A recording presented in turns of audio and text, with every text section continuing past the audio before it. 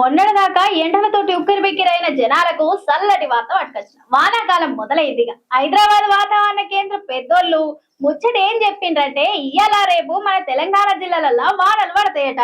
వానలు పడతాయంటే సంబరమే గాని జర లోతట్టు ప్రాంతాలలో ఉండేటోళ్ళు జర జాగ్రత్త. కరెంటు పోల కాడ పని చేసేటోళ్ళు వాగుల కాడ బాయిల కాడ జర పైలం గుండుర్రని. ఇన్ని రోజుల సంధి ఎండలతోటి ఉక్కిరిబిక్కిరైన తెలంగాణ ప్రజలందరికీ చల్లటి వార్త. ఆకాశం కర్ణించింది. వానదేవుడు దిగివత్తుండు. గొడుగులు రెయిన్ కోట్లు తీసి పక్కకు పెట్టుకోండి. ఏ జిల్లాలకు వానల గండం ఉందో, ఏడేడ ఎక్కువ వానలు పడతాయో జర అక్కడ దిక్కోళ్ళంతా పైలంగుండుర్రి. మొత్తానికి వచ్చే 48 గంటల దాకా తెలంగాణ మొత్తం వానలతోటి చల్లగా ఉండబోతుందట. ఇది వాతావరణ శాఖలే చెప్పిన ముచ్చట.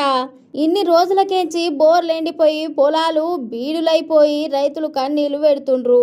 ఇక ఇప్పుడు ఈ వానతోటి మళ్ళా రైతులల్లా ఆశలు చిగురిస్తున్నాయి అనుకోండ్రి.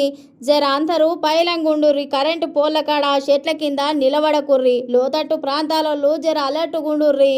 పొలం పండ్లకు పోయే రైతన్నలు పిడుగుల టైంలో జాగ్రత్త వహించుర్రి. బైకు కార్ల నీళ్లు నిలిచే రోడ్ల మీద స్లోగా ఉండ్రి.